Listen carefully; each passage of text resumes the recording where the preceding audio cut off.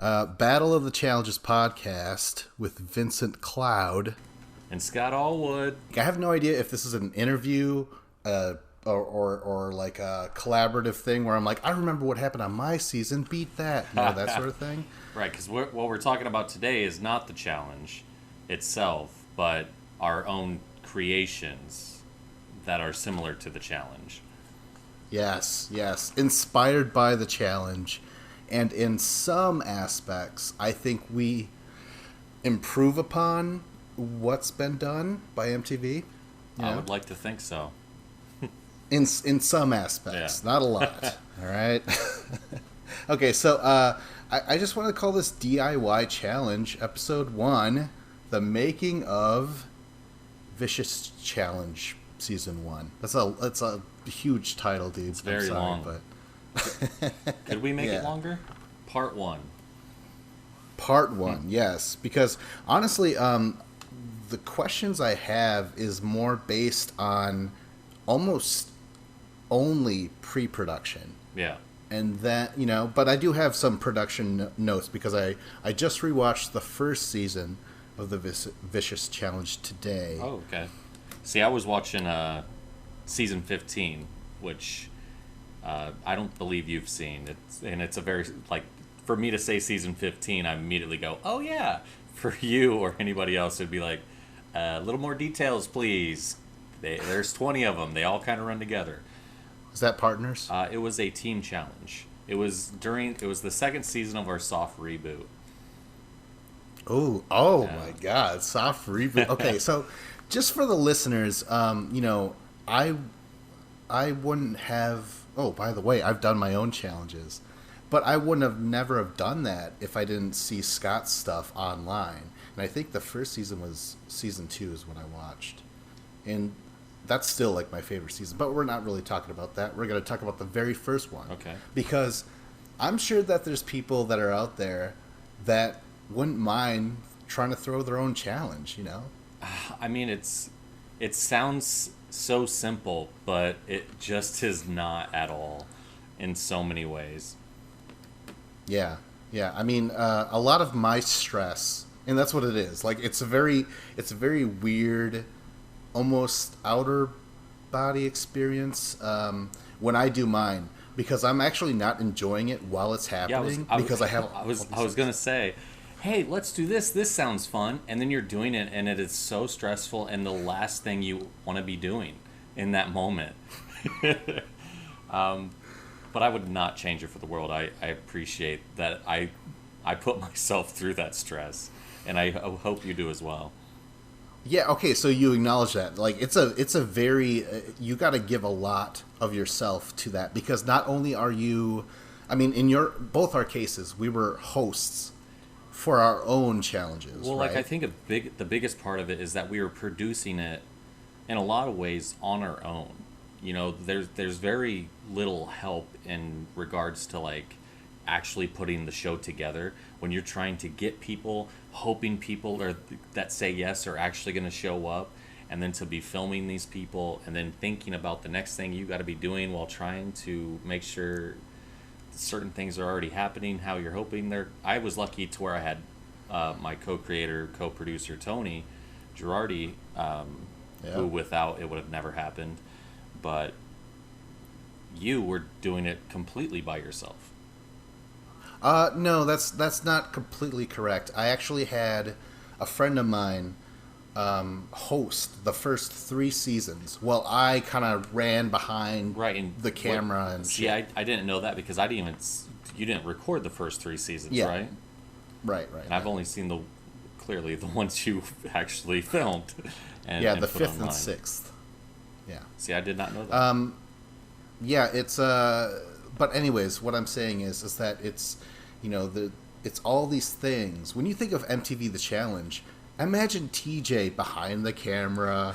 He tested all the products out himself. Like, when he says, oh, you don't deserve to run my file, I want to say, fuck you, because you had not, I doubt you had anything to do with this fucking file. All you have to do, TJ, is read a goddamn script and laugh your little hyena laugh during moments of the show. He doesn't have any other worries.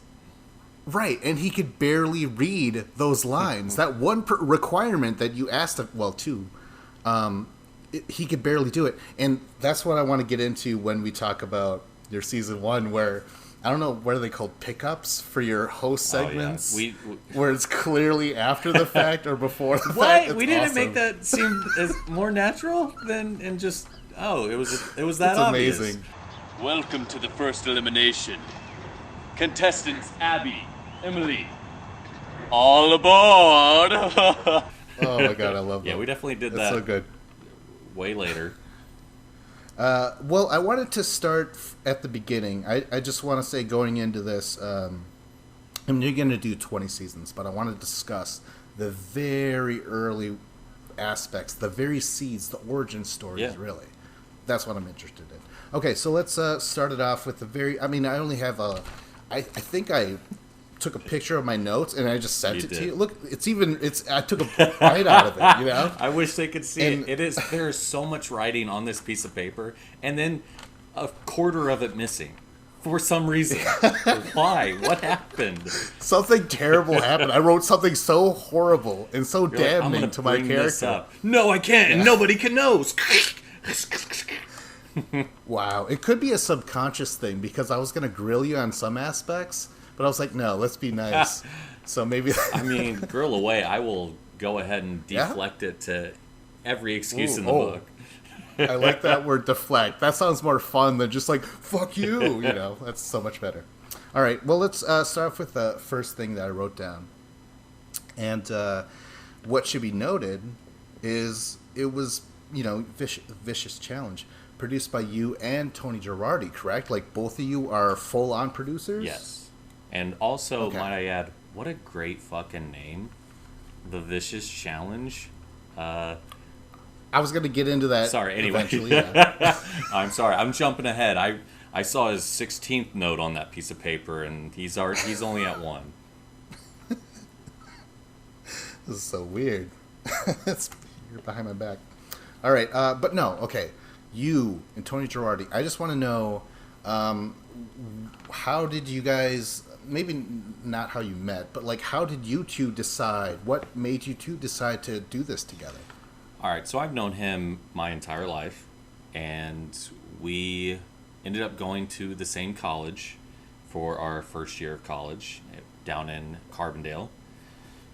And then we both did not go back after the first year. I got a full-time job, he was doing his own thing, and then eventually we started living together. We got a place together. And during this time, we decided it would be fun to go audition for the real world. We've discussed that enough on other podcasts. To where I will skim right over that. But then we were just big fans of the show, The Challenge, and we figured after not getting it, like, we were looking for a project to do because we were making our own high school show, and we had a lot of success in college with the campus station, and we just got our hands in filmmaking so much there, and we wanted to do something.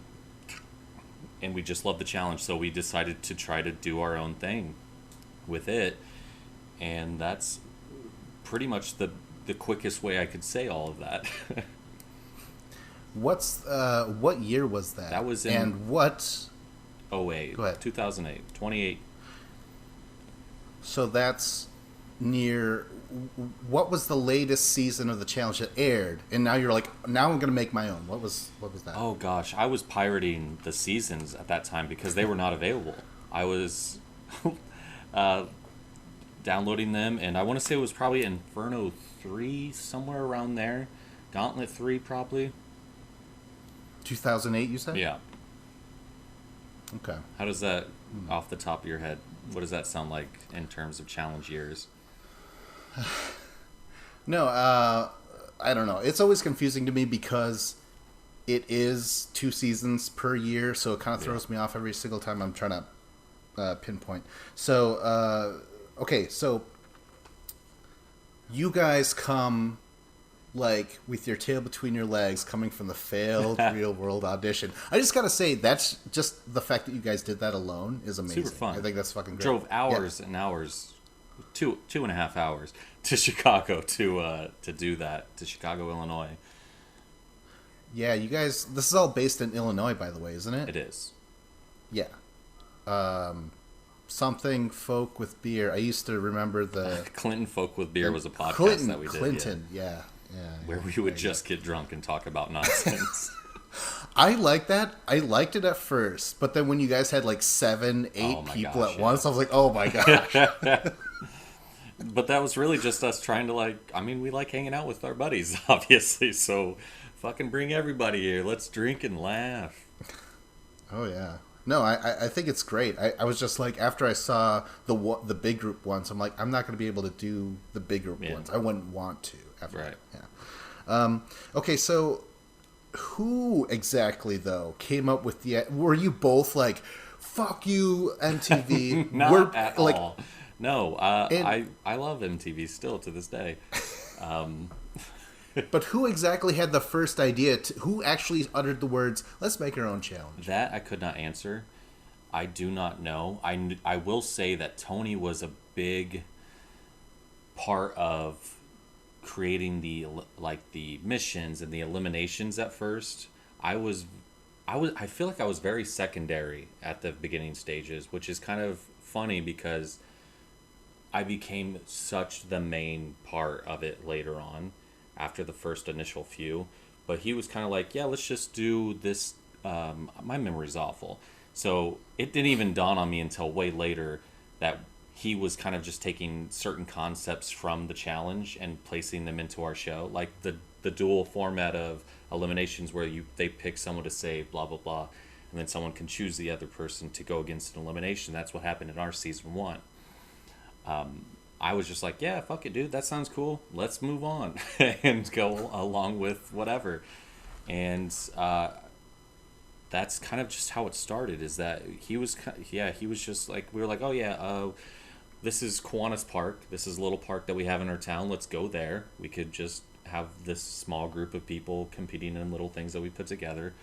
And I do believe that the missions were, mission 1 was running a little obstacle course, which was literally just going through the playground as fast as you could. You'd have to go up a slide and whatnot. And then there was one with tennis balls where you'd have to match an actor with a certain movie they were in. They were put on teams for that one.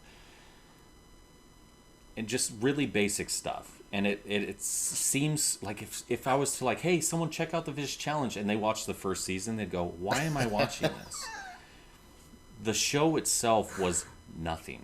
Had it been any other group of people there, it would not mattered at all. And it would have just been this little thing we did. But the group of people that we got to be in the show made the show from the get-go. We couldn't have been luckier.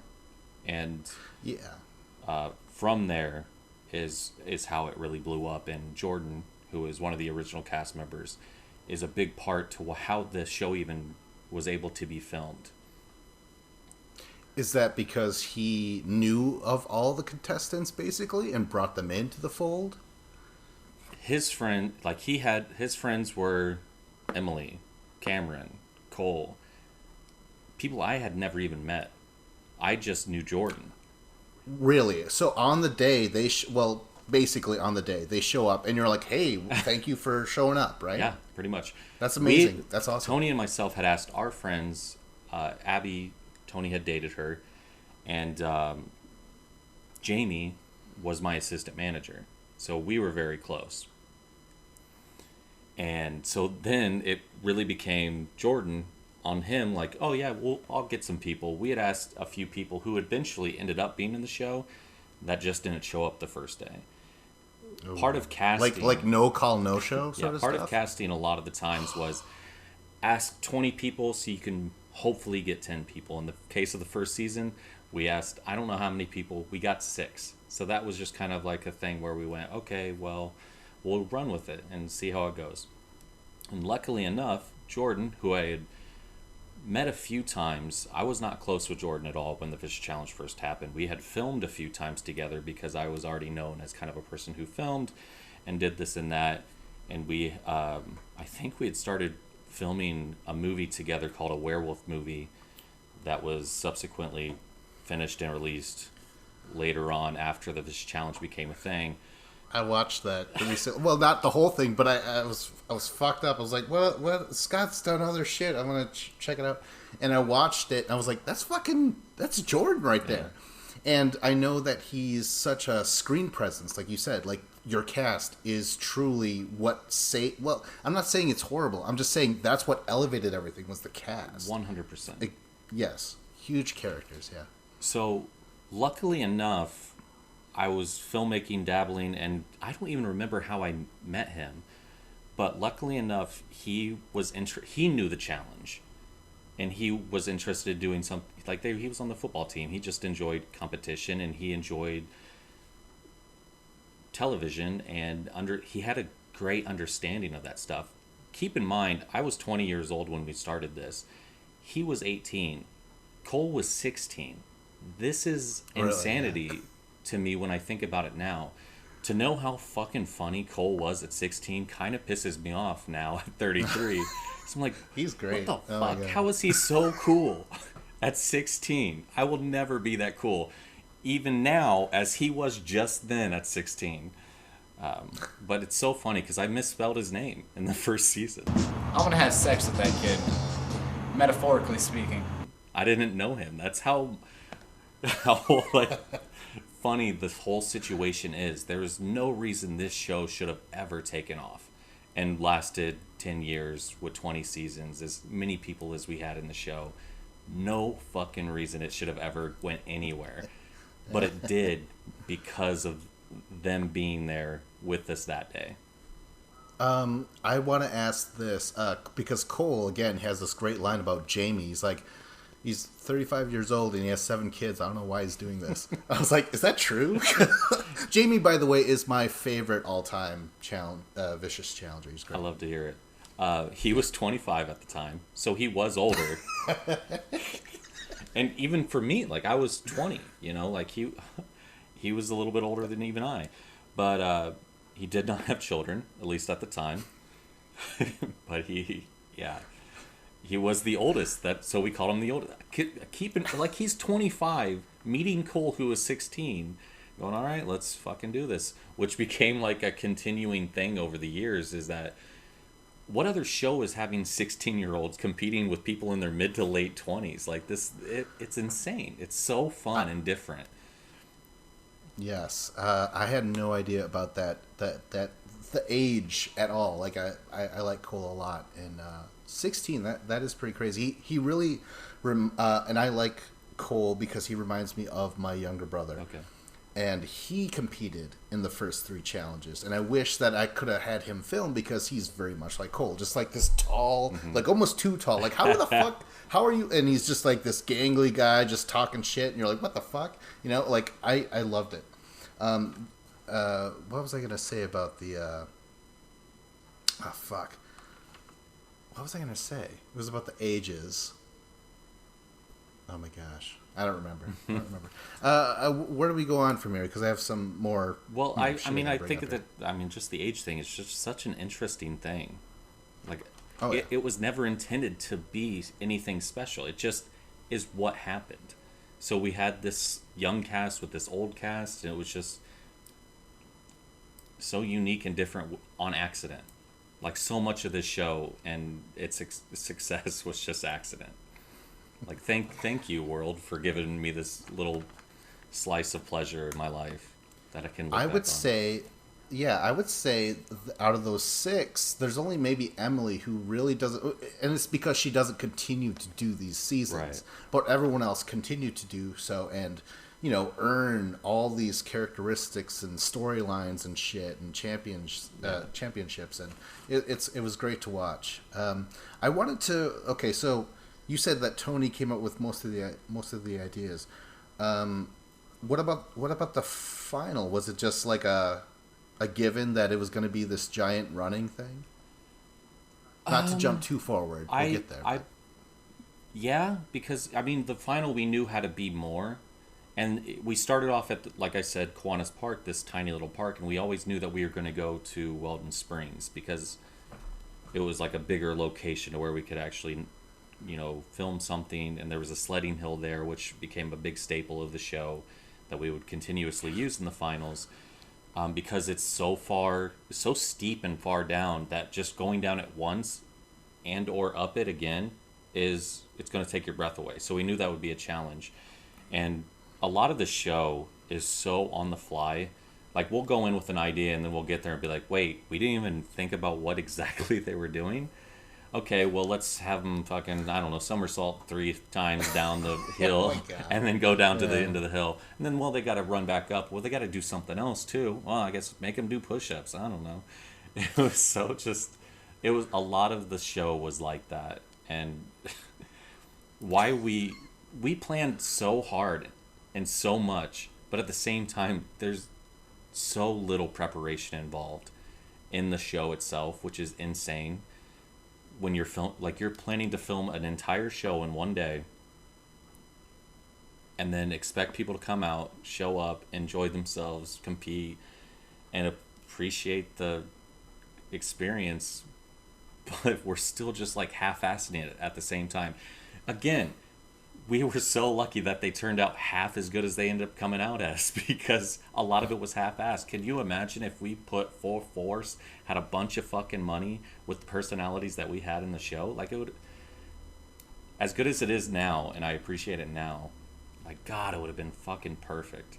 Like, it would be on TV. Someone would have, like, some of the people in the show would have gone on to have careers in something entertainment-wise. Well, that brings it up about the budget. Had you had a budget, okay, who knows? But how much were you working with exactly? Can you ballpark it? The first season, which is crazy to think about, we were more focused on, like, we wanted to have incentive for them to even be there. So we were thinking $20 a mission, cool. Which later on was never even possible sometimes. Like, we couldn't afford that much money to give out each mission. So a lot of it, I mean, we had them do an obstacle course on an already built playground. We had no money to put a mission together because we were already giving them $20 to even do it. So the first season, the entire budget was just winnings. We had them spin around on a merry-go-round for an elimination. You know what? Now that I say that, we had to get the tennis balls, and we had to buy some gross ass cheese and olives for Cole and Abby to eat. So it was probably the budget from that stuff was probably $20, and then the actual winnings in itself was probably a little over $100. Okay, but there is a lot of angles. There's a lot of shots, and I want to know, like, your equipment. Like, how many people were video recording and stuff? The first season, I think we had 2 cameras, and they were just home video cameras, and that was basically our entire thing, and for years, because we didn't. I mean, even when you watch them now, you can tell that we had to compress the video files to a certain format because we didn't have the equipment to keep them, a decent quality, or we didn't have HD. We had cameras that were videotapes back then, where they were like, you had to buy actual videotapes to put into your video cameras to do it, and then we went to hard drive video cameras. And a lot of this, I was a manager immediately in my job, so I had a lot more access to money than what Tony had, so I was constantly upgrading video cameras as well as I could up until the end of the show. So at the time, we just had a couple homemade video cameras, but that did elevate to where they were like a couple $100 video cameras. By the actual reboot of the show in 2015, season 18, I had a $2,000 camera.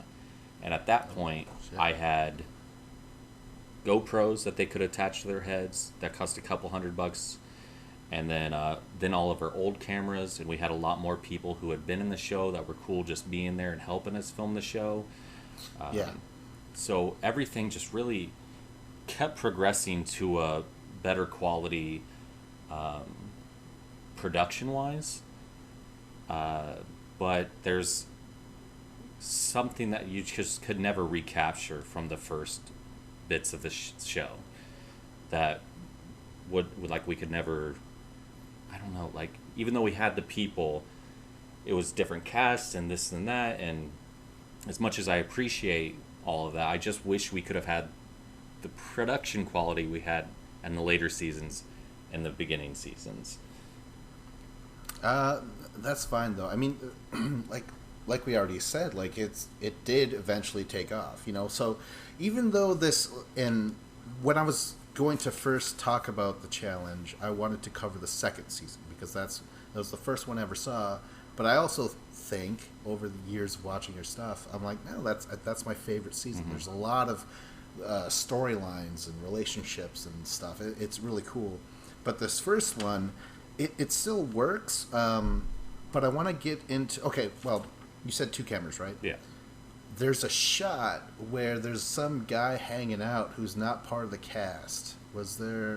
Did you just have people just hanging out in the background? If I didn't just watch the season, so I'm not necessarily exactly sure what you're referring to. But I will say that the show is haunted. No. There would always be friends of people who were competing or friends of ours always kind of hanging out in the background, and or just people. In that case, I'm assuming it was probably just someone who lived nearby, saw us with cameras and running around screaming and hollering at the top of our lungs as young kids, and went, what the fuck's going on over here, and came over and started just watching. I going back real quick because I have a question, 2 questions here. But going back, in terms of budget, did you have to reserve those 2 parks? Kiwanis, we did not. We were very fortunate to get there. I mean, it was also early in the year. This is our first. We did 9 seasons in the first year out of the 20, which is stupid. Christ. And we can talk about that at some point, but it really just boils down to the show got popular. We wanted to film. A lot of people wanted to participate, so we said, fuck it, let's just keep doing it. We were not thinking of the after effect of, people don't want 9 seasons in one summer, dude. Anyway, what was the question? I already forgot because I... I noticed that you used 2 parks, and when I made mine, I had to put at least $20 down. Kiwanis Park the day was the first park we used. It was just a public park, real tiny. In the second season, the cops were called on us because we were doing a ball wrestle type mission. Yeah. So at that point, we got to find somewhere else. Third season, we tried a different little area again. We were just hoping no one would show up. But then eventually I started reserving the Weldon Springs location, the sledding hill, which we referred to as, it was probably called like Outlook Post 2. I don't know. But every time we started doing it, there was a deposit. You'd have to put like $25 on it or something to where we could have it for the entire day. And that became our main location. So throughout the seasons, you go, whoa, this place again? We just knew it was a good place to have the hill for the end of the show, for the final. And then also there was a sand pit, there was a little playground. It was a good location in terms of being secluded from everywhere else in the actual park, which it's I call it Weldon Springs, and this means nothing to you, but it is actually a very large, what do you call them? I don't want to call it a national park or something, but there's so many different locations in this area. It's a very... Is it almost like a campground sort of thing? There's a campground in a section, but it's just so big, and there's so many different areas you can go to. It's a very beautiful area as well. But yeah, so that's how I would deal with that. Is I just started reserving it each time we needed it. Yeah, because I reserved a park, and then one spot I reserved. Apparently, it was just the pavilion because people still kept showing up, and I'm like, we're kind of filming here. You know what I mean? Like that was annoying. Like trying to get them out of the shot or whatever. What was the place where you had like a camper or a trailer or something, where there was deliberations in? Was that I the love... place you reserved, or was that just... No. You should be able to reserve abandoned RVs and shit like that. I agree. That would be awesome. But no, that was one of the competitors, Jordan. That was his family's hunting cabin, I guess, and they kept other shit like that abandoned trailer and the big pile of tires and shit. Like, to me, that was a gold mine. I wish I could film there again, but Jordan is very wishy-washy, and I'm surprised he competed at all. But yeah, when you get that guy to agree to do something and then he shows up and blah blah blah, it's great. But I've been wanting to go back. I can't. That sucks. But no, I reserved. I think it was on one of the seasons where they were running through water and shit. Yeah. Because that was an island, dude. It was a Really? for real. I really island. enjoyed the aspect of them having to run through that water. So that was cool. Yeah. It was different. I had never done that. Yeah, and what you do is, before you get to the island, you have to cross a bridge. At the front of that bridge says reserved for something, And I said, this is fucking ours, But no, people kept on showing up. So when you see the final, when you see some of the stuff, I'm like, oh, fuck, there's people just walking around. I'm like, what's going on? Oh, I hated it. I hated it so much. Oh, that would definitely still happen. I mean, there's a lot of walking trails around where we were, and people would show up because they wouldn't reserve it. So they would just go, oh, maybe no one's there. So then they would get there, and we'd go, nah, Vicious Challenge is filming here, bro. Get to scooting. Why Vicious Challenge? Sorry. Why the Vicious Challenge? Why the title? What was that? Because it's a cool word that's never used in anything. Was there anything vicious in the first season? It lives up to it, I'm saying. That there was, because I'm not stalling at all to think of something. I'll help you. The final was vicious. I loved at the end when like all three dudes are like spitting and hacking up, and they're like, "This was a wake up call" and shit like that.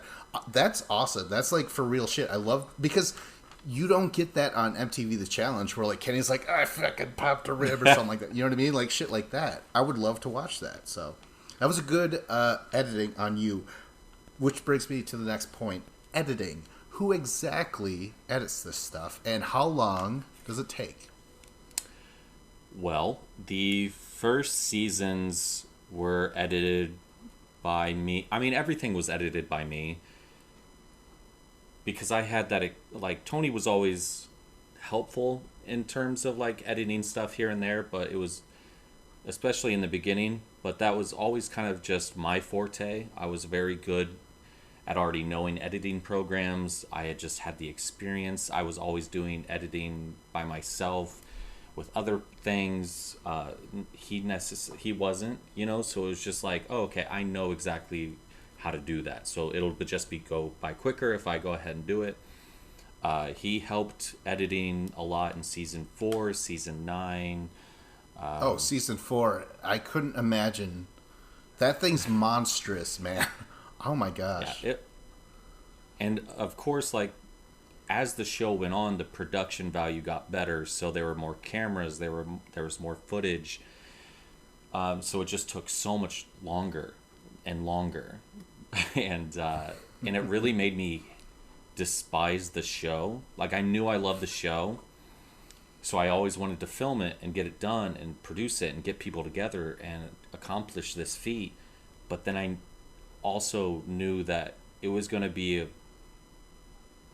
very hard time in my life for a few weeks, because I would be still managing a store. I would still be trying to have a social life. I would still be trying to not do anything, be a bum. And then I would also be pouring hours and hours and hours. I would say, like, the last season I did, I was pouring 20 hours into an episode, because there's just that much footage and there's that much time trying to work on music, trying to make sure that I have enough music for this elimination, for this moment where things are kind of boring and I just need a little bit of background music. And even this most simple background music, you still have to fucking make it. And it's not an easy thing to just knock out. It takes minutes, it takes hours to just make music alone. So yeah, it was very time consuming. First season, not so much. I mean, the music varies. Sometimes the music in the show is fucking awesome. And it's because we would have already probably made a track and we were like, oh, this is great. Or Tony made something off in his own time, and I'd go, put that in the final, dude. This song is perfect. But yeah, it was not fun in a lot of ways, editing. Well, okay, you brought it up. I was going to bring this up. The soundtrack. I enjoy the soundtrack. I'm very envious of it because, it's your music, correct? Like, you actually wrote the music to this thing. I lost you for a second. What'd you say? You wrote the music to this thing, right? Yes. Tony? You yourself, what instruments, like, you also mixed it, and what do you do? We just use GarageBand or Fruity Loops, like just different variations of... No idea what that means. Those are music creating programs that you can use to use your keyboard, and you can just have a piano, and you just start being like, dun dun dun dun dun dun dun dun dun dun, just by using your fingers in this laptop. And then you record like an it, instant and then you can record you pressing those keys, but then you have to go into the actual, the clip you just recorded, and you can perfect it. You go, this was too short or too long, or I need it to be at this exact moment. It's a lot like editing, to where you are taking things and constructing them to exactly a fine point that you need them to be, and that is with every single instrument. So you do that with the piano, you do that with synthesizer, and then the drums, and you're like, okay, I need this to change, and so you have to record that. So it's so fucking fun though, dude. Making music is the most fun I've ever had in my entire life with programs like that. That's awesome. I never even heard of that program. I do. It's been a long time. I think it's been like 8 years. But I did buy a keyboard once, and I was like just fiddling on with it and recording it, and then like, oh, what if I reverse it? And that sort of like fun little thing. And even though I don't know, I'm not a musician at all. It's just me fucking around on it. So, how long were you doing this sort of musical shit? I'm very ignorant when it comes to music, as well as to notes or what the... People would probably hear this who have a musician's ear and go, stupid, what the fuck is this? I was always dabbling in that stuff since like 16 with like a music generator for the PlayStation. I would try to like make your own creations on those, and then Tony is a huge reason I was even able to access computer. Like, I grew up very poor. I never had a computer until I was like 19. But Tony had a computer. He had, a video camera. He had a laptop before I had my Mac. I didn't get my Mac until 2015. Years and years and years after we started the show. So he had access to these things that helped me be able to create more and more and more. Again, if Tony wasn't there, the show wouldn't have happened. So yeah, I've been doing it a long time, but through Tony, I was able to get better produced stuff and learn and continue to grow each year and each season with music that we would create. And it's so funny because I tell you, I hate editing the show. There's a certain accomplishment after it's like the feeling you get after that is the biggest high in the world. It's like such a low while editing and making this music and trying to get everything going. But when it's done, it is the best feeling in the world.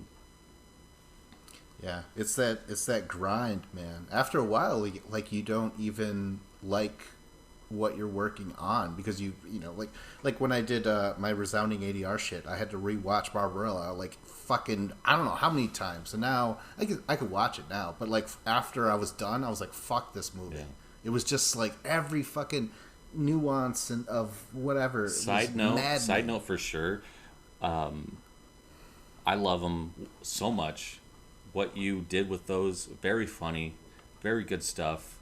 If these people listening right now have the time, please go watch that because it's very good.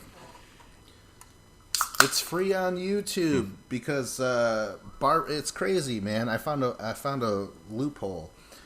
If you post shit of Barbarella, which has still a copyright, they'll take it down. But if it's like a small, just a little scene, it's fine. So I'm like, oh shit, all right, well, here you go. Okay, so we actually went through a lot of these fucking questions. Let's see what else here. Okay. So here's this is a tough one. When it comes to judging penalties, and we have to acknowledge the mistake where Jordan gets DQ'd. This is the elimination. Will Ferrell movies, back and forth, as long as you can until one of you messes up. 5, 4, 3, 2. Anchorman. I already said it. Did you? I already said it.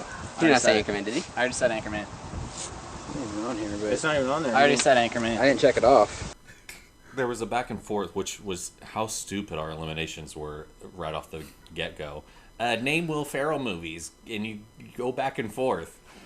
I like it. I like it. And then Cole goes, no, I already said Anchorman, Jordan, so... And we're all like, did you? And Jordan's like, I don't... What? Did he? Yeah. And we're like, we don't know. And then, why wouldn't we just look at the cameras right then? Because it was... 08, you know? We didn't have time to wait. 08, no Yeah. time to wait.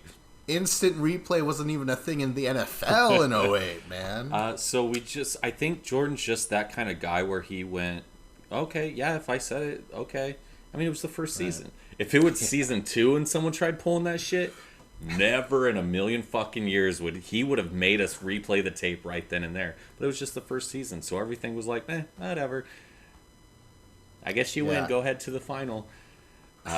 Shit changed hardcore with season 2. In terms, like, people saw the first one. People that we invited to the first one were suddenly going, "Oh yeah, well, what the fuck, dude? When's the next one? When can I compete?" It's like, you shitheads, but. That was also just such a great thing, is that the more we did, the more people saw what we were doing, and they appreciated it and wanted to be a part of it. It's the main reason we did 9 seasons in the first year, is because it was just such a cool feeling to find something that clicked within our community and friends, and that we were able to do together. As hard as it fucking was to do on our end, I even knew then at the time I wanted to do as much as I could while I could with these people who were right in the same high as me, so we could have this time to look back. You know, it got harder and harder as the years went, just because I wanted a different type of production quality and also like whatever, but it's just, yeah. It's those whatever moments that makes the listener wonder, what's whatever? What is he omitting from this? Okay, real quick. So Tony, he came up with the missions, right? Eliminations. But who did the mission testing? Because I had to set my shit up, and some of the stuff I didn't do. I was just like, I eyeballed it. I'm like, yeah, someone could do that. Someone could jump from here to there. You know what I mean? Yeah, there was not much mission testing going on. Again, we had no budget, so we weren't doing things that we didn't think could be accomplished. A lot of our missions, and my missions in particular, were running to an area, getting something, and going back to your own area whilst competing with other people doing the same exact thing. So many missions.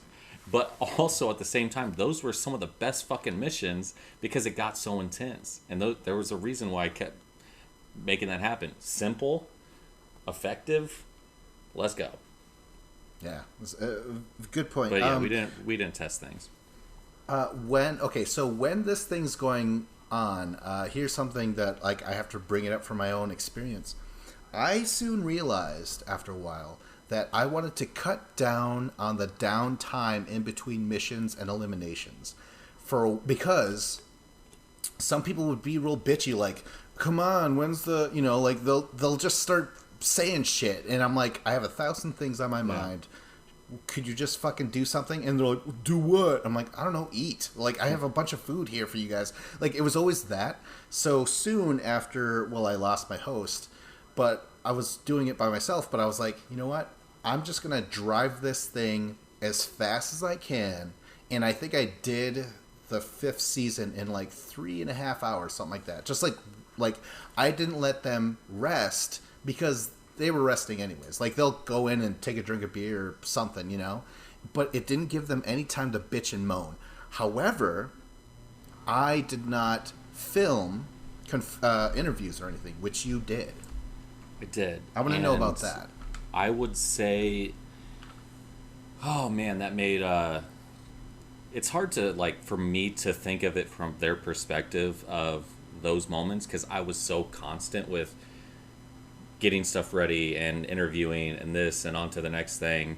But we also had people sometimes, or at least I would try, be like, Tony, grab a camera, film them as they're chilling.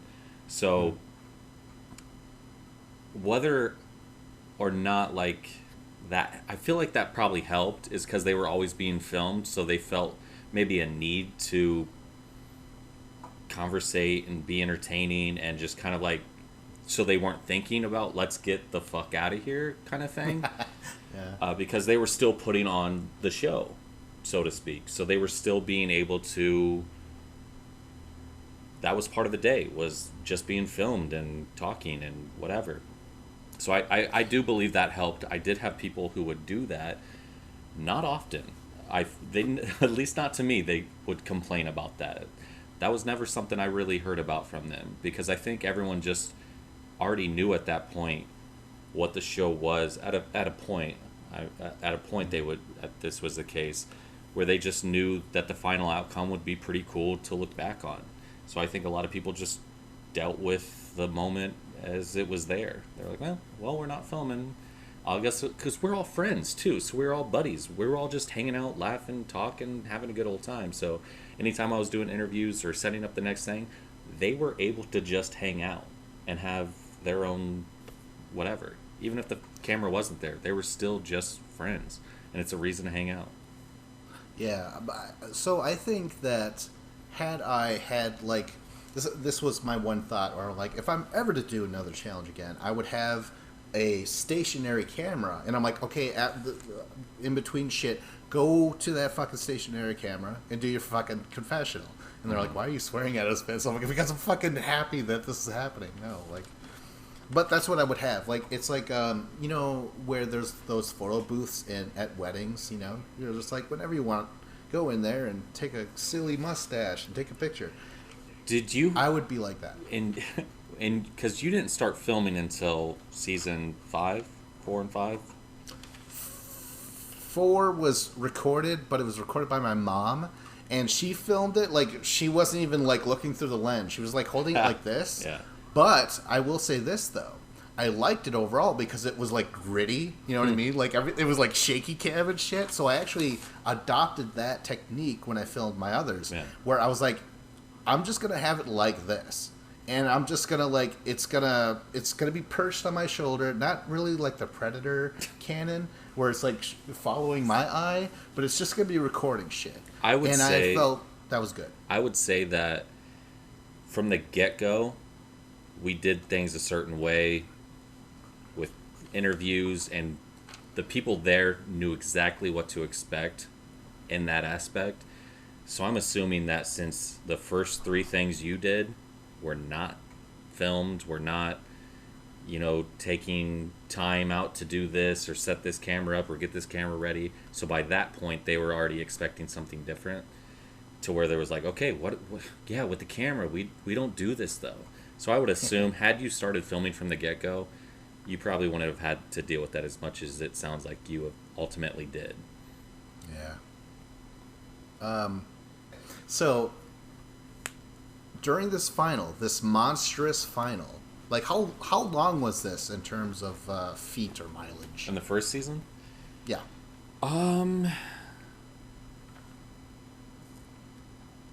I mean, it wasn't a mile. It wasn't. I won't even say it was a half mile, but it was still, when you're rolling down a hill, doing somersaults down a hill, and then going up and down this hill. Like, there are certain seasons where I sit with the shot a little longer to kind of stress how fucking long this hill is, and just it's effective. Yeah.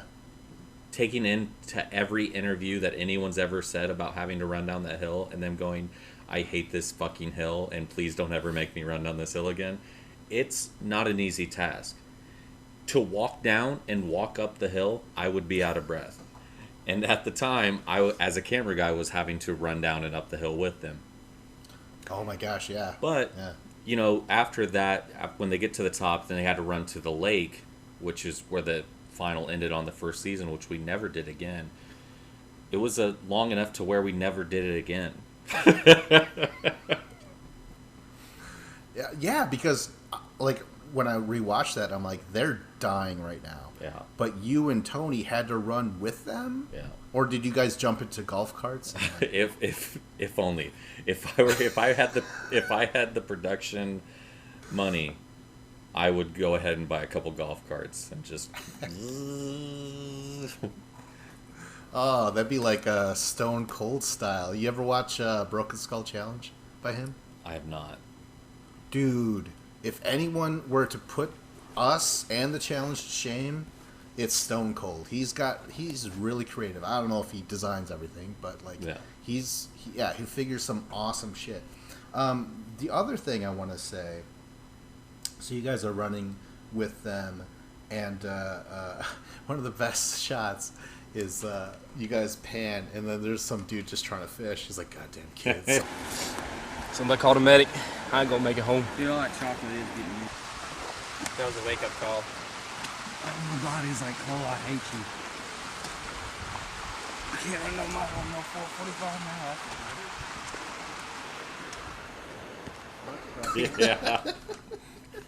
Yeah.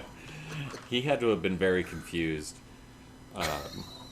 Just suddenly there are people running towards them and they have cameras and scaring all the goddamn fish.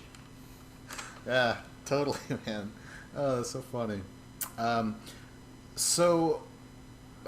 was it? $60 for the first place. Jamie ends up making $50. Jamie made $60 just from the first 3 missions because he won each one. Scott, who made this? But who just watched this today?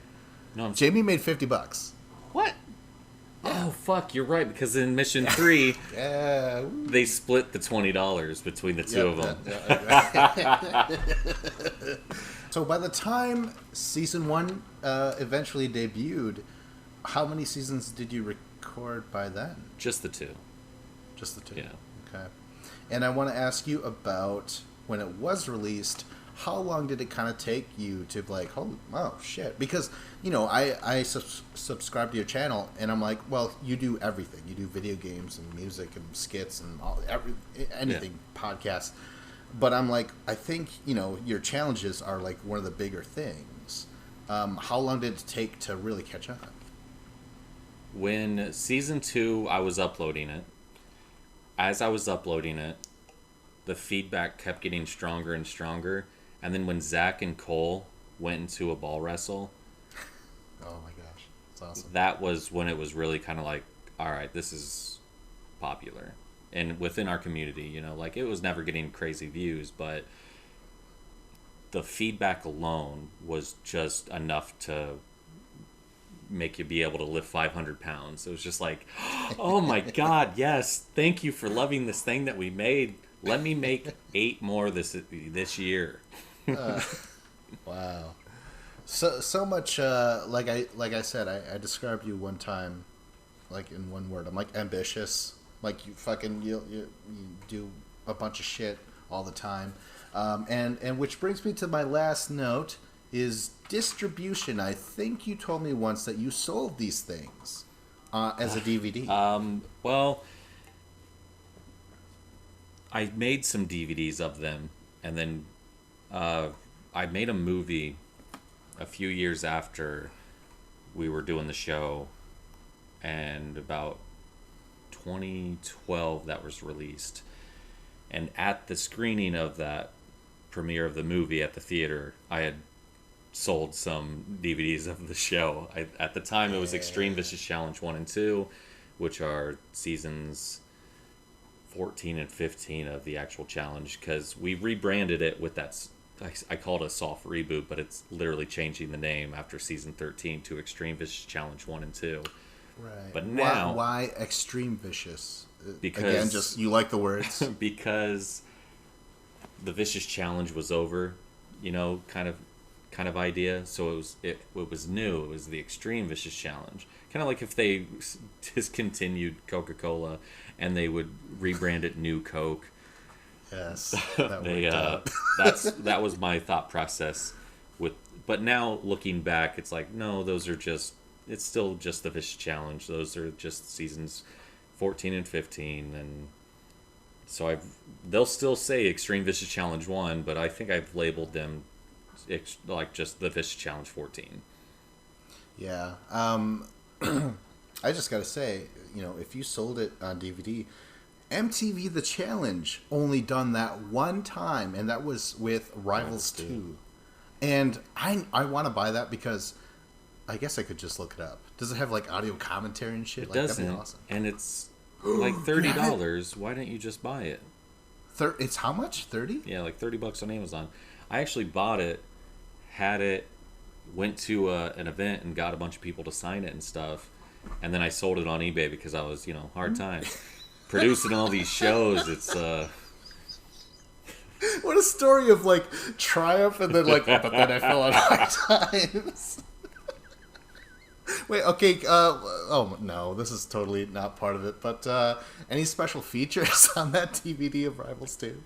After shows. They would have those. Uh, Oh, you hate the after shows? You know what?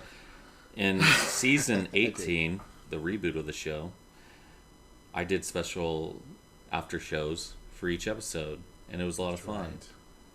Right. That's right. You've gone on to do so many fucking things. You've done a reunion show and shit. The one thing, if I have any thing against you, is the classic thing that I have against the MTV producers, which is they kind of, it's like they keep changing every episode and every, you know what I mean, like the rules, the voting. I appreciate it from you. One thing I hate about our shows is that that's what it kind of drove into eventually, just because the people who were in the shows were so popular with the clique in the shows that they would have never had to fight for anything had we just played it straight in a lot of ways. So it was always like, well, what's this thing that we're going to make every elimination different, and we're going to just kind of give them a new, this is how someone's going into elimination this time. I don't like that looking back now. I appreciate moments that it brought us, but that's one thing I don't like about the challenge, is just let them play the game and let it be straight up. But people were having such success with anything we were doing, even when we were throwing curveballs like that it was like, fuck, like, how are we... Like, we want different winners. We want different people to succeed, but some people are just too fucking good. Right, yeah. Jason, why did I say that? Jordan, I believe, was a 7-time winner before Bananas was, correct? Let me check my notes here. He won 6 seasons out of the 11 he participated in. I could have swore he was already a 6-time winner before even Bananas was a 6-time winner, and then a 7-time winner. Because didn't he win Partners or Chained with Let me check my notes real quick. Jailbait or something like that? Whatever it was called. I don't remember. I don't know, man. Call me crazy, but I'm pretty sure I'm right. No? He won 6 seasons, Vince. Yeah? But I don't... Okay. He doesn't want to believe me. Well, because... Okay, you know why? Because I'll say this I'm one wrong word. about Anchorman. You bastard. But yeah, he won 6 out of 11 seasons that he participated in out of the 20. To where, like, even when we were throwing him curveballs, he was still just like, oh, okay, I'll beat this person in elimination. Okay, bye. And hungover. Exactly, always. To, like, we started filming seasons where he couldn't make it, and people would show up and go, oh fuck, Jordan's not here. Maybe I can win. Like, it was just so funny. Well, you know what, Scott? That's all I have. I don't really know what this video is necessarily, but it's been great talking about the Vicious Challenge, the show that inspired me to do my own thing as well. Definitely. And yeah, this is awesome. I don't know what's next, Scott. Well, yeah, what is next? Do you got a little idea Well, going I on? don't think I'll ever do another challenge-oriented show again. And I know I've said that multiple times to where I had to reboot the show multiple times. Because I just would look back and go, man, I fucking love those moments that we all got to share together and are able to look back on and watch. I think that the show at 20 seasons is done. I did one of my favorite seasons ever, concept-wise, with season 20, where they were handcuffed to strangers who happened to be 13-year-old girls they never met before. Like, I don't think there's something ever that I'm going to think of that could beat that concept. So to me, I'm like, okay, let the show rest. It's just done. It's just done at this point. Scott, you're like a tortured artist, but you're just very like, well, I decided that this would never work because I've done it before a year ago. So, like I remember I got really mad at you because the season that Cole won, you never uploaded that episode because you were waiting. You were kind of sitting on it for a while, and then it was destroyed or some shit. And I was like, dude. Yeah. And like I said, like, you do a bunch of stuff, but you also have this way about you where you're like, no, the masses must appreciate my work before they get a taste of the next episode. Yeah, Cole actually gave me a lot of shit about that and called me like, oh, he's like, oh, you're such a tortured artist, blah, blah, blah, like giving me so much shit. And looking back, it's just so funny because, like, people showed up, participated in the show, regardless of how many people it was getting view-wise. Like, I should have respected them more at the moment and finished it out. But there's something, when you're pouring so many hours into something at that point, and you're not feeling like it's being appreciated, there is a depression that comes with that.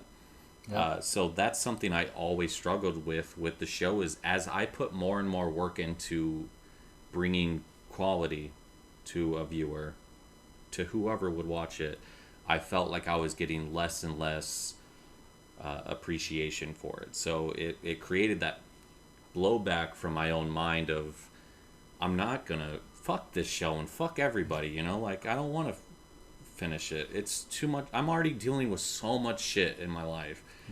Fuck it, this. Like, and of course now, fuck you, Scott, you stupid shithead. Like, come on, you could. Oh, boo-hoo, you tortured artist. Nobody's watching. Get out of here.